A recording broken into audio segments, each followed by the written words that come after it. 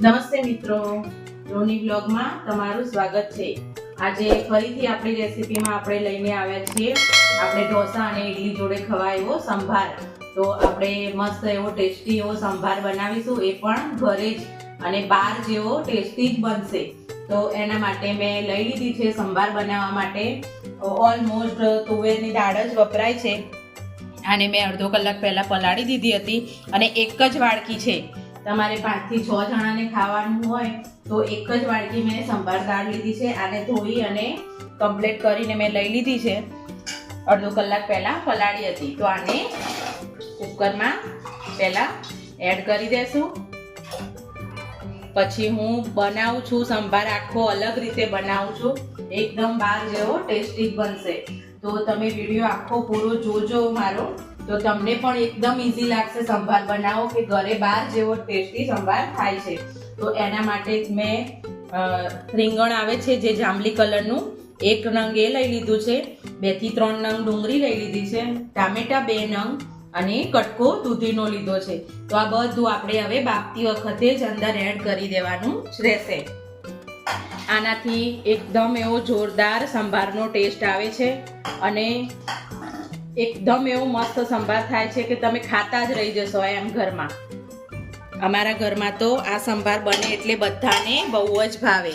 તો આમાં આપણા થોડા મસાલા એડ કરીશું, થોડું અડધી ચમચી લાલ મરચું અને હળદર અને થોડું એવું મીઠું નાખીશું। થોડું એવું બાફવામાં મીઠું નાખીશું, પછી બીજા મસાલા આપણે કરીએ છીએ।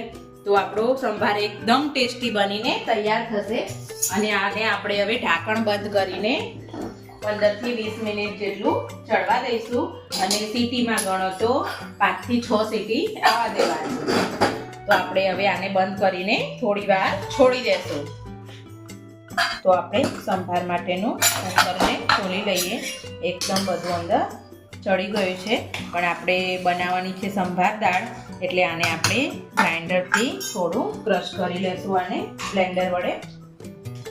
તો એકદમ અંદર બધું કેવો સંભાર બહાર ખાવા જઈએ તો કેવો હોય છે, એકદમ કશું જ નથી હોતું ને, દાણાવાળા કશું જ ના હોય, એટલે આને આપણે એકદમ બધું અંદર ક્રશ કરી દેવાનું।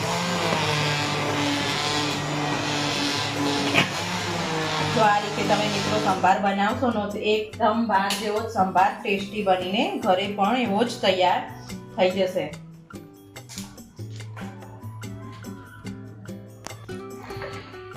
તો આપણે આપણા સંભારને મૂકી દીધો છે ગેસ ઉપર અને એમાં આપણે હજી 2 ગ્લાસ જેટલું પાણી નાખીશું। સંભારને એકદમ જાડો નથી બનાવવાનો, પતલો જ રાખવાનો છે। તો આપણે આને ફૂલ ગેસ ઉપર મૂકી દીધું છે। હવે આપણે પાછા આમાં થોડા મસાલા કરીશું, થોડી હળદર, મરચું અને મીઠું તમે તમારા સ્વાદ મુજબ લઈ શકો છો અને મીઠું પણ નાખીશું, થોડું નાખ્યું હતું એટલે અત્યારે મીડિયમ રાખીશું, પછી એવું લાગે તો તમે ટેસ્ટ કરીને લઈ શકો છો તમારી રીતે।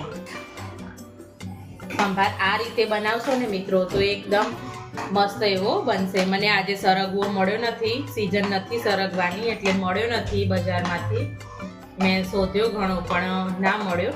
આમાં એક સરગવાની સિંગ નાખી દેવાની તો એકદમ મસ્ત એવો ટેસ્ટ આવશે। આપણે સંભારમાં આટલો ગોળ લઈ લેશું, બસ। અને હવે આમાં એક આપણે લીંબુ નીચોઈ દેશું। આંબલી પણ તમે નાખી શકો છો, તો હું લીંબુ નાખું છું। તો આ રીતે આખું એક લીંબુ નીચોઈ દેશું અંદર, એકદમ એવો મસ્ત એવો સંભારનો ટેસ્ટ આવશે અને બહાર જેવો સંભાર બનીને તૈયાર થશે। તો હવે આને થોડી વાર આપણે છોડી દેશું આમના આમ અને બરાબર ઉકળવા દેશું અને આપણે સાઈડમાં વઘાર માટેની તૈયારી પણ કરી લઈએ। તો આપણી દાળ એવી મસ્ત એવી ઉકળી ગઈ છે અને હવે આપણે એક બાજુ વઘાર માટે તેલ લઈ લીધું છે અને ગેસ પણ ચાલુ કરી દીધો છે વઘાર માટે, દાળના વઘાર માટે. આપણે સંભાર મસાલો ક્યારે નાખવો એ બધું તમે વિડીયોમાં જોતા રહો કે સંભાર મસાલો ક્યારે નાખવો, અને દાળની એકદમ મસ્ત એનું સંભાર મસાલો નાખ્યા પછી એવી મસ્ત એવી સુગંધ આવશે. જો આ રીતની થિકનેસ છે, બહુ જાડી નહીં બહુ પતલી નહીં, આ રીતની થિકનેસ વાળી આપણે સંભાર બનાવવાનો છે, થિકનેસ વાળો. તો આપણે દાળનો વઘાર કરવા માટે અડદની દાળ લીધી છે અને 2 સૂકા લાલ મરચાં લઈ લીધા છે. તો આપણો વઘાર આવી ગયો હશે અને આપણે પહેલાં રાઈ નાખીશું. રાઈને થોડી વધારે આપણે ગમે તે દાળમાં રાઈનું પ્રમાણ થોડું એવું વધારે રાખવાનું, તો એકદમ ટેસ્ટ એવો સરસ આવે છે. તો આપણે હવે એમાં નાખીશું થોડું જીરું અને હિંગ નાખીશું.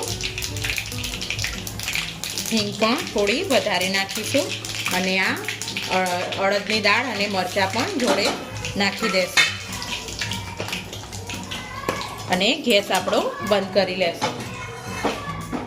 અને વઘારમાં આ રીતે આપણે સૂકું લાલ મરચું થોડું નાખી અને આપણો વઘાર આપણે ધીમે ધીમે અંદર રેડીશું.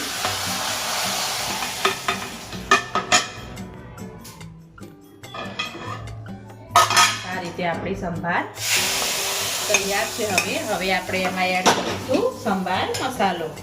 તો મેં આ રીતે હું સુહાનાનો સંભાર મસાલાનો યુઝ કરું છું. આનાથી સંભાર એકદમ ટેસ્ટી અને એકદમ મસ્ત બને છે, સુહાના સંભાર મસાલાનો. તો હું એના આ 2 પેકેટ લઈ લીધા છે, હું એમાં હવે એડ કરી દઈશ અને બધું હવે મિક્સ કરી દઈશ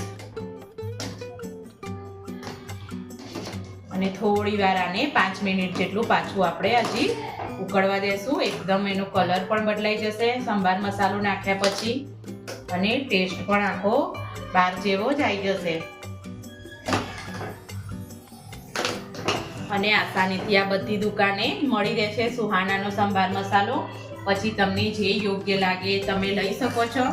બાદશાહનો આવે છે, એવરેસ્ટનો આવે છે, બધા ઘણા બધા સંભાર મસાલા આવે જ છે.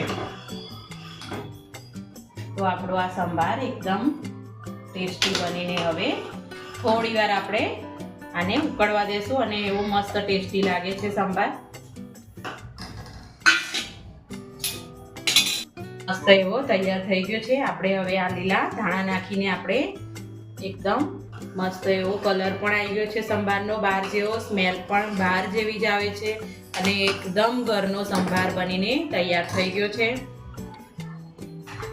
અને આપણે હવે આને ખાવા માટે લઈ લઈશું.